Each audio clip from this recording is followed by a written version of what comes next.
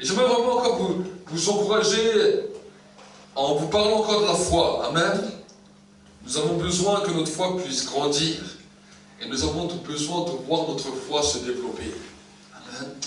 C'est comme un sportif. Chaque sportif, en fonction de la catégorie du sport qu'il fait, il doit commencer à développer ses muscles en fonction du sport qu'il va faire. Un coureur va plus développer ses jambes, une athlète d'haltérophilie va plus développer le haut.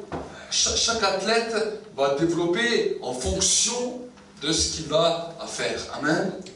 Et la Bible nous dit que nous sommes des croyants. Nous sommes des hommes et des femmes que Dieu nous a appelés dans sa grâce à être des hommes et des femmes de foi. Amen. Le muscle du chrétien doit être la foi. Et si cette foi disparaît, alors au bout d'un moment on garde une activité religieuse, mais on est loin de ce que Dieu veut. Amen. La Bible nous dit que quand le Fils de l'homme reviendra sur la terre, trouvera-t-il la foi? En raison des progrès de l'iniquité, l'amour du plus grand nombre se sera refroidi. Et j'aimerais t'encourager, mon frère, ma soeur, pendant cette année, à développer ta foi. Amen. Jour après jour, même les années qui vont passer, les années futures, peu importe toute la connaissance que tu peux apprendre. Parce que vous savez, en grandissant avec Dieu, on va en apprendre et en apprendre, on va grandir en connaissance et en connaissance. Mais malgré toute la connaissance qu'on peut apprendre, j'aimerais t'encourager toujours à ne jamais oublier d'avoir la foi. Amen. Et c'est malheureusement ce que j'ai vu beaucoup de fois arriver. La connaissance est une bonne chose. Mais j'ai vu des hommes qui, à force d'avoir de connaissances et de connaissances et de connaissances, qu'ils ont oublié la base à laquelle Dieu nous a appelés, ce qu'on appelle la foi. Amen. Donc la connaissance est bien si elle est en accord avec la foi. Mais si la connaissance est simplement là pour nous enorgueillir et que la foi disparaît, la Bible nous dit que servirait-il à un homme de gagner le monde entier s'il perd son âme et s'il se perd lui-même. Amen. Et c'est cela vraiment le plus grand des combats du croyant, c'est de persévérer dans la foi jusqu'au bout. Amen. Je voulais expliquer déjà, mardi dernier, j'ai dit alors mais comment savoir si on a la foi? La foi, tu n'as pas besoin de savoir, tu n'as pas besoin de poser mille et une questions. La foi, soit elle est là, soit elle n'est pas là. Quand tu commences à prier, si tes pensées commencent à te dire que tu ne crois pas, mais est-ce que Dieu est vraiment vivant? Alors à ce moment-là, je l'ai expliqué mardi, arrête de prier, repens-toi. Amen. Repens-toi. Pourquoi? Parce que nous devons analyser nos vies jour après jour. Et j'aimerais te dire que quand la foi est là, tu n'as pas besoin de dire je crois, ou tu n'as pas besoin de dire 50 000 personnes, tu n'as pas besoin de dire 50 000 choses. Tu sais dans ton cœur que tu crois. Amen. Et cette foi doit être inébranlable. C'est quelque chose que tu dois protéger jour après jour dans ta vie. Parce que quand le diable viendra avec des paroles, et le diable vient avec des paroles, nous avons vu avant dans la prière que le diable vient avec des flèches enflammées. Mais qu'est-ce qui détruit les flèches enflammées? Le bouclier de la foi avec lesquels on éteint tous les traits enflammés du malin. Que tu aies la foi ou que tu ne l'aies pas. J'aimerais te dire que le diable viendra pour essayer de te perturber et t'envoyer des flèches par toutes sortes de paroles. Mais si tu n'as pas fait attention à garder ta foi intacte, quand ces paroles arrivent, tu ne sais pas comment te relever. Est-ce que vous saisissez? La Bible nous parle d'une histoire extraordinaire, une histoire que nous connaissons tous, l'histoire de David et de Goliath. C'est une belle histoire. Mais ce qui m'a interpellé dans cette histoire, c'est que avant que Goliath n'arrive devant les Israélites étaient tous des grands guerriers, des grands et valeureux guerriers. La Bible nous dit que quand ils commençaient à faire leur cri de guerre et à taper leur bouclier par terre et à taper leur lance par terre, toute la terre tremblait. Toute la terre. Ils avaient une dimension de prière. Ils savaient comment prier Dieu. Ils avaient les sacrificateurs qui étaient là. Ils avaient les prophètes qui étaient là. Mais pourtant, la Bible nous dit, suffit que Goliath est arrivé devant eux, et tout ce peuple, il n'y avait plus aucun homme de foi qui était là. Tout le monde a eu peur, même leur roi Saül. Ils étaient tous là à trembler, parce que Saül, bien qu'il avait été roi, tant qu'il avait été un homme de foi, un homme d'obéissance à ce que Dieu disait, il gagnait les guerres. Mais la Bible nous montre que plusieurs fois, il a commencé à désobéir à la parole de Dieu et il a détruit sa foi. Et en détruisant sa foi, la Bible nous dit que Dieu l'a rejeté. Amen. Et quand Dieu l'a rejeté, il est devenu, bien qu'il était toujours roi, la Bible nous dit qu'il était devenu comme le plus peureux des hommes. Est-ce que vous savez? La foi avait disparu. Il n'y avait plus d'étincelle. Et quand Goliath est arrivé, alors tout ce peuple qui était là, il n'y en a pas eu un qui a pu se lever. Est-ce que vous savez? Mais la Bible nous dit alors que David était là, il ne s'attendait à rien. Il aimait Dieu, il travaillait dans sa foi, il avait aussi été loin, mais il avait la foi qui était là. Quand il a entendu Goliath parler, le Saint-Esprit a activé sa foi. Et les paroles absurdes que Goliath est en train de dire au peuple, David les a détruits. Il a dit, mais qui est ce chien? Qui est cet incirconcis qui se lève contre l'Éternel? Amen. Il est venu là arrêter, annuler, détruire, premièrement, les paroles que le diable déclarait. C'est ça une des premières règles dans le combat spirituel. D'abord, détruire les paroles qui t'ont affecté. Amen. Nous détruisons d'abord l'autorité de ces paroles pour que nous puissions après être debout, pour ensuite continuer le combat. Pourquoi? Parce que si on va déjà au combat avec toutes les paroles qu'on nous a déjà données, on est déjà vaincu. Amen. Notre foi a déjà été fissurée. Donc nous avons besoin de revenir à la base pour que notre foi puisse toujours être ferme. Et quand notre foi est ferme, quand ces paroles, ces flèches qu'on nous a envoyées ont été détruites, alors à ce moment-là, j'aimerais te dire que plus rien ne pourra t'arrêter. Amen. Nous voulons être des hommes et des femmes d'esprit. Des hommes et des femmes qui grandissons dans la connaissance. Mais des hommes et des femmes qui grandissent aussi dans l'obéissance à la parole de Dieu. Parce que pour que ta foi puisse se développer dans le but, comment la foi peut être là? La Bible nous dit c'est en croyant que Dieu existe et qu'il est notre rémunérateur.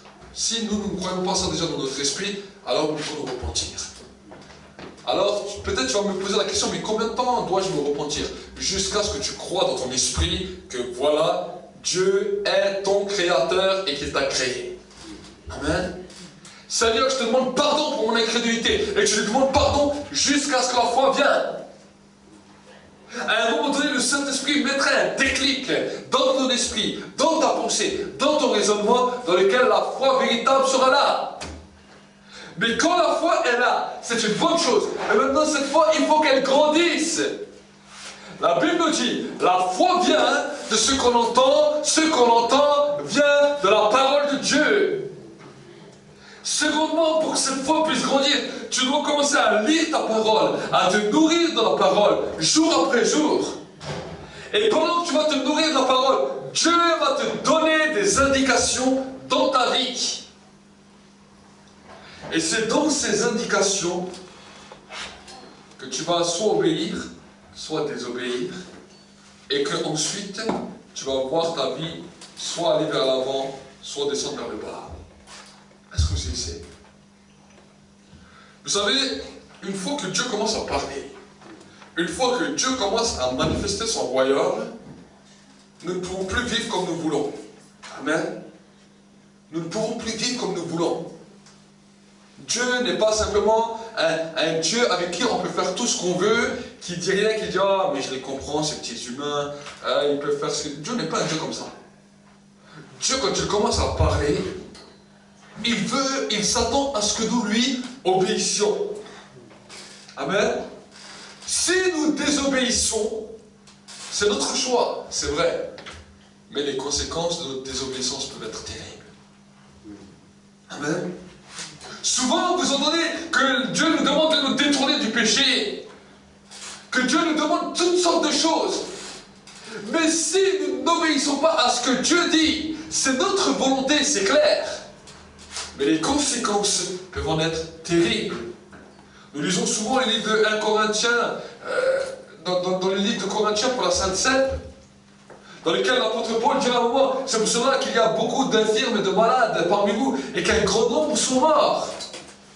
Si nous nous jugeons nous-mêmes, nous ne serions pas jugés, mais par ces jugements, le Seigneur nous corrige, afin que nous ne soyons pas condamnés avec le monde. Amen. Et je veux vous dire que plus nous allons avancer avec Dieu, plus que Dieu va nous demander des choses et qu'il va être plus exigeant avec nous. Amen. Vous savez, au début de ma conversion, au début, j'étais un peu comme tout le monde. Je ne savais pas où vraiment étaient mes limites. Et bien que Dieu avait commencé à se manifester dans ma vie puissamment, dans sa gloire, j'avais toujours un petit penchant au début pour l'alcool. Et un jour, j'étais avec un collègue qui était aussi converti. Et c'est vrai que des fois, on disait, bon, Dieu n'a rien contre ça. On voyait dans la Bible, voilà, Jésus a aussi bu. J'étais au tout début de ma foi. Et lui, il me remplissait le verre et j'ai bu un peu plus que la normale. Au point où je sentais vraiment que ma tête tournait. Mais quand je n'étais pas croyant, l'alcool me rendait méchant. Et à ce moment-là, ben voilà, j'étais chrétien et j'avais bu l'alcool et là j'étais quand même heureux. J'allais dans la rue et je disais que Dieu vous bénit, j'étais heureux. Mais vous savez, une fois ça allait, deux fois ça allait. Mais un jour, je l'ai fait trop. Et ce qui s'est passé, c'est que tout d'un coup, je me suis senti mal et je me suis senti partir. Et je suis allé en panique chez mon pasteur. Aussi un petit peu pompette que j'étais, tout d'un coup, j'ai su retrouver toute ma lucidité. Et je demandais à mon pasteur de prier pour moi. Et mon pasteur à l'époque a reçu une parole claire de la part de Dieu qui disait, voilà, maintenant Dieu t'avertit que tu dois t'arrêter, sinon tu vas mourir. Vous savez mes amis, après je n'ai plus touché à l'alcool pendant au moins plus d'un an, et maintenant je sais comment me contenir. Amen. Je sais qu'il y a des limites à ne pas dépasser. J'ai compris qu'avec Dieu, on ne joue pas. Amen. Dieu est un Dieu avec qui on ne joue pas. Ananias et Saphira qui ont grandi dans la dimension avec Dieu, grandi dans la connaissance avec Dieu, grandi dans la foi avec Dieu. À un moment donné, ils arrivent que par un mensonge dans l'église primitive, à cause d'un seul mensonge, ils sont tombés raides morts dans l'église. Raides morts. Je veux vous dire que Dieu attend de nous, pour que maintenant notre foi est là, pour que notre foi puisse grandir, il attend de nous l'obéissance à ce qu'il dit. Et chaque fois que nous refusons d'obéir, bien sûr c'est notre choix, mais les conséquences peuvent en être dramatiques. Certains ne sont plus jamais relevés. Certains en sont partis pour l'éternité, sans plus jamais pouvoir régler ce qu'ils avaient à régler sur terre. Amen. Oui, c'est le Dieu créateur du ciel et de la terre, le Dieu qui aime l'univers, le Dieu qui aime tous les hommes, qui agit aussi comme ça. Amen. Peut-être ça peut nous choquer. On n'a peut-être pas l'habitude d'entendre que Dieu est comme ça. Mais j'aimerais te dire que si je te dirais simplement que Dieu est simplement amour, qu'il aime tous les hommes et que tu peux faire ce que tu veux. Si toi tu meurs, alors un jour Dieu me demandera les conséquences.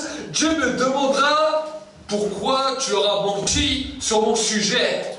Et leur sang te sera redemandé. C'est ça qu'on appelle être une sentinelle. Il a dit quoi dans les livres d'Ézéchiel? si tu vois que le malheur va s'abattre sur la vie d'un homme, sur la vie d'une femme, à cause de son péché, si tu vois et tu ne l'avertis pas, son sang te sera redemandé. Amen. Alors souvent on dit, ah mais le Seigneur comprend. Mais mes amis, j'aimerais te dire, la Bible nous dit, l'âme qui pêche, c'est celle qui mourra.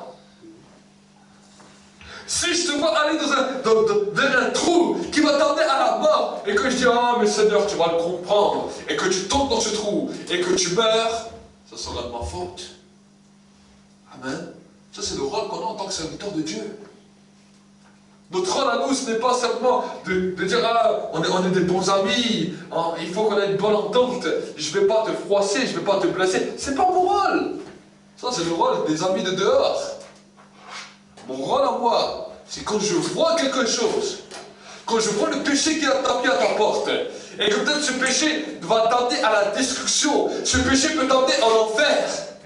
Mon rôle à moi de te dire, mon ami, mon frère, ma soeur, si tu ne te convertis pas, si tu ne te détournes pas de cette mauvaise voie, la voie dans laquelle tu es en train d'aller, c'est l'enfer. Amen. La voie dans laquelle tu es en train d'aller, c'est l'enfer. Et je vais vous dire que si vous regardez à travers toute la parole de Dieu, vous allez voir que Dieu était exigeant. Malgré qu'il était amour, malgré qu'il était plein de miséricorde, c'était un Dieu qui demandait certaines choses et il demandait l'obéissance.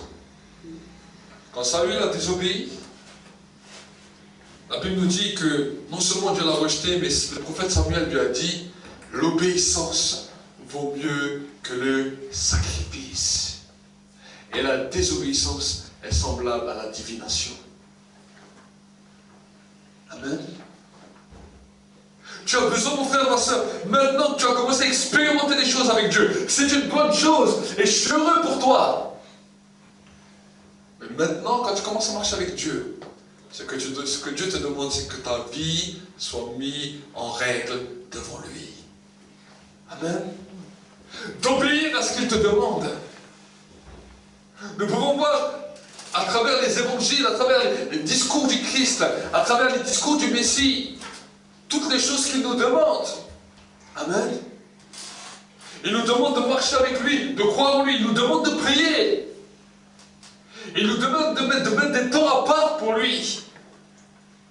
Il nous demande de le suivre sur le chemin. Le baptême est aussi une chose qu'il nous demande. Et quand nous continuons à regarder à travers la Bible, nous voyons que chaque étape de nos vies, Dieu va nous demander quelque chose. Amen. Aujourd'hui, alors que nous sommes en train de voir à travers toute notre nation comment on néglige les émigrés, comment on néglige les hommes et les femmes qui viennent peut-être d'une autre nation, qui n'ont peut-être pas la même nationalité que nous. Comment les étrangers sont des fois rejetés. La Bible nous demande à nous, en tant qu'Église, de pouvoir accepter les étrangers. Amen. Dieu nous demande toutes sortes de choses qui vont aller à l'encontre peut-être de toutes les choses qu'on voit dans ce monde. Amen. Le monde te dit non, maintenant, on doit avoir une pensée d'humanisme, accepter toutes les choses. Et même si les gens ne font pas comme toi tu penses, il faut les accepter, leur dire que c'est bien. Mais la Bible nous dit que les péchés sont condamnés par Dieu. Amen. La Bible nous dit que Dieu a dit, si telles pratiques sont pratiquées dans un certain lieu, il peut y avoir des malédictions terribles qui peuvent être envoyées. Et notre rôle à nous, en tant qu'Église, c'est de pouvoir marcher dans la vérité et de pouvoir avertir. Amen. Toi et moi, nous sommes des sentinelles qui devons avertir. Mais avant de pouvoir avertir, avant d'enlever la paille qui est dans l'œil de ton frère, enlève déjà la poudre qui est dans ton œil. Amen. Avertir, c'est quelque chose de facile. Nous aimons avertir. Nous aimons voir plus les défauts des autres que les nôtres. Amen. Mais c'est pour cela, avant de pouvoir aller enlever les défauts des autres. Dis Seigneur, je mets d'abord ma vie au diapason de ta parole. Je mets déjà ma vie dans la dimension que toi tu veux. Et maintenant, quand j'ai fait les choses que tu m'as dit, je vais savoir comment aider mon frère, aider ma soeur à lui enlever peut-être les écharpes qui sont aussi dans sa vie. Amen. C'est ça qui est important en tant que chrétien. Et c'est ça qui est merveilleux en tant que chrétien. Parce que si je vous dirais simplement, allez maintenant, tu vas voir tous tes voisins, tu vas voir tous tes amis, et tu vas leur dire de se repentir de leurs péchés, mais que toi tu ne te repentes pas, premièrement ton message ne sera jamais accepté, parce que tu ne peux que donner aux autres ce que tu as déjà toi-même. Amen. Si toi par contre tu mets ta vie en règle, tu essaies de marcher avec le Seigneur, de garder ta foi intacte, alors que tu parleras avec des hommes et des femmes, si des gens te disent « je ne crois pas en Dieu », alors tu pourras leur dire « mon ami, en me disant cela, c'est un des plus grands péchés qui existent au monde Dieu. Et c'est le péché pour lequel Jésus est mort pour toi, pour que tu puisses croire. Parce que le diable a perturbé ta pensée et ton intelligence pour que tu ne crois pas. » L'apôtre Paul dira que le Dieu de ce siècle a aveuglé le cœur des incrédules pour qu'ils ne croient pas. Amen. Tu as été séduit, mon ami, par le Dieu de ce siècle. Et c'est vrai que dans le 21e siècle, on est dans un siècle où les gens sont le plus incroyants. Encore dans les siècles passés, les gens avaient tous des croyances. Mais depuis que nous avons vécu les années-lumière, dans lesquelles la technologie et toutes ces choses ont émergé, dans lesquelles on nous a fait croire que Dieu n'existait pas, que nous sommes devenus des athées. Nous sommes devenus dans un monde où il y a une laïcité, où Dieu n'est plus. Nous avons émergé, nous avons vu une génération naître qui n'a même plus la connaissance de Dieu, qui n'a même plus ni les connaissances des Écritures, ni aucune croyance. Amen. Et nous vivons dans cette génération. Et je crois que parce que nous vivons dans cette génération, le Saint-Esprit, la Bible nous dit, il convaincra le monde de pécher parce qu'il ne croit pas. C'est le plus beau moment du travail de l'Esprit au sein de notre nation, au sein de notre temps. Amen. Les hommes ne croient pas. Alors c'est une raison pour nous de dire, Saint-Esprit, merci que c'est maintenant ton œuvre qui va agir pour que les hommes et les femmes vont être convaincus de pécher. Amen. Trop de fois, nous avons mis le combat d'une mauvaise manière. Oh, il y a beaucoup trop d'adultères. Il y a beaucoup trop de meurtriers. Il y a beaucoup trop d'idolâtres. C'est comme ça que beaucoup de gens pensaient. Alors que la première des raisons dans lesquelles le Saint-Esprit vient convaincre le monde, c'est parce qu'il ne croit pas en Dieu. Amen. Quand les hommes et les femmes vont commencer à croire en Dieu, à comprendre qui il est, alors l'adultère va changer, le voleur va changer, le menteur va changer, parce qu'il va se soumettre à la parole de Dieu. Il va savoir que s'il ne se soumet pas à la parole de Dieu, ça peut être terrible pour lui et que cela peut lui coûter la vie. Amen. C'est ça qu'on appelle le réveil. C'est ça qu'on appelle la gloire de Dieu quand le pécheur se repent. Amen. Et c'est ça que j'aspire à voir jour après jour. Je l'ai déjà vu plusieurs fois, mais j'aspire à le voir encore et encore. Voir le pécheur qui se repent. Amen. Le voir être saisi tellement par Dieu, qu'il comprend qui est Dieu, et qui dit, je décide d'abandonner ma voie. Amen. Et j'aime dire ces paroles quand je suis avec les gens. J'aime dire, Dieu attend que les hommes et les femmes, de tout peuple, de toute langue, de toute nation, puissent mettre leur vie en règle. Amen. Si nous commençons à comprendre ça, alors nous allons voir que cela va simplement suffire. Il y a déjà tellement de travail dans ça qu'ensuite le reste, Dieu va nous donner par-dessus. Amen. Donc vraiment, c'est par ces petites paroles que j'aimerais t'encourager ce matin à te dire, voilà, si peut-être dans ta vie, tu vois qu'il y a des choses encore qui ne sont pas la gloire de Dieu, et que tu sais dans ton cœur que ça n'est pas la gloire de Dieu, alors commence à régler ces choses avec le Seigneur. Amen. Et si tu as commencé déjà à régler, et que peut-être tu vois d'autres hommes, d'autres femmes, que leur vie, voilà, ne sont pas en adéquate à la parole de Dieu, au lieu simplement de dire, ah, mais Seigneur, tu les comprends.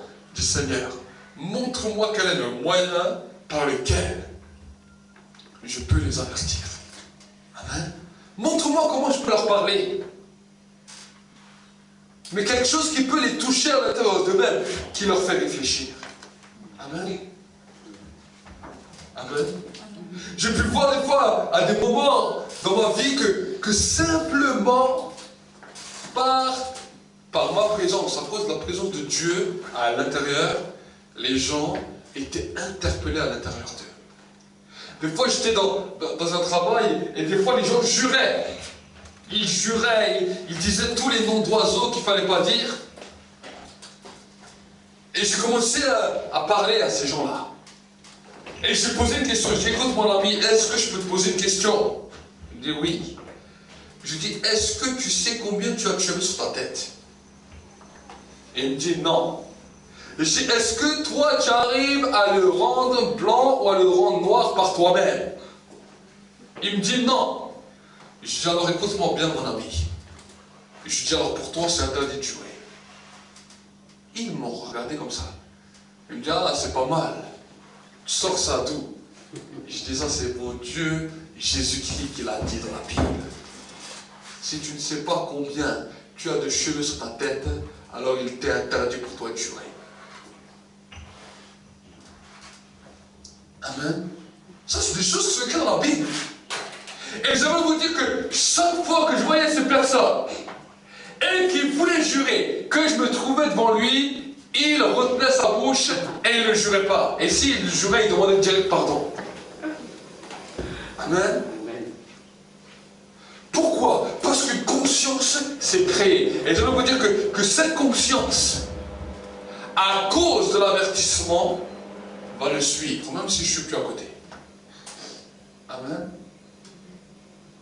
Mais très souvent, nous vivons à côté d'hommes et de femmes, tout autour de nous, qui vivent dans le péché. Mais nous ne savons pas comment les avertir. Nourris-toi de la parole de Dieu. Et alors tu verras comment Jésus lui-même a averti les gens. Amen. Et inspire-toi-en. Regarde comment le Maître a fait. Et inspire-toi-en. Souvent j'ai entendu des gens qui disent, ah, celui-là je ne lui parle pas, il fait que durer, il fait que ceci, il fait que cela. Il négligeait les gens et il les fuyait. J'ai dit, c'est pas de cette manière qu'on combat le mal. Amen. C'est en les avertissant, mais en les avertissant avec la sagesse de Dieu. Amen. Et vous allez voir combien, un jour j'étais avec un homme, et on travaillait ensemble, et on parlait de choses et d'autres, et je le voyais, il prenait les fruits et les légumes qu'on livrait, et il mangeait normal. Et il me disait, toi tu n'en veux pas? Je dis, écoute, moi je suis croyant, je prends pas ça. Et il me dit, ah mais c'est pas grave, moi aussi je suis croyant. Et on a discuté, et quand on est arrivé à certaines discussions, au bout d'un moment, il me parle de son salaire. Il me dit, ah, je suis pas content, je suis mal payé, je suis ceci, cela. Alors j'ai dit, écoute-moi, je sais pourquoi tu es mal payé. J'ai dit, toi, tu vas leur manger des fruits, alors qu'on doit les livrer.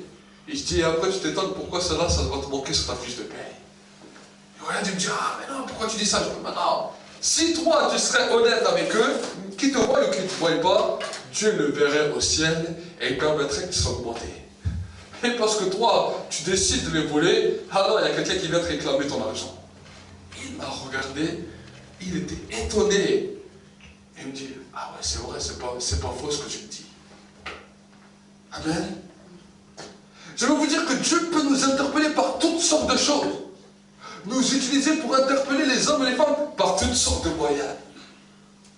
Mais c'est à nous maintenant de connaître la sagesse de Dieu. Amen. Et la sagesse de Dieu, on la découvre en obéissant à Dieu et en méditant et lisant sa parole. Prions ensemble pendant un instant. Seigneur, je veux réellement te bénir, je veux t'exalter pour cette matinée. Merci pour cette exhortation. Et je te demande, c'est toi qui bénis et qui fortifie la vie de mes frères et de mes sœurs ici présents. Je te demande, Seigneur, que c'est toi qui les renouvelle et qui leur donne un cœur d'obéissance. Seigneur, sans l'obéissance, nous ne pouvons rien faire. Mais je te demande, Seigneur, de donner un cœur obéissant et sage. Un cœur qui sait dire oui, Seigneur. Je te suivrai partout où tu iras. Oui, Seigneur, je t'obéirai. Peu importe la situation.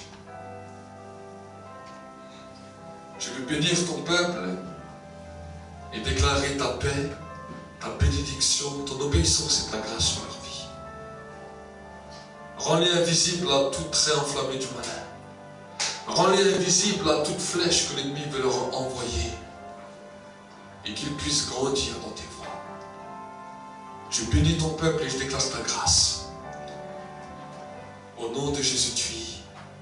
Amen.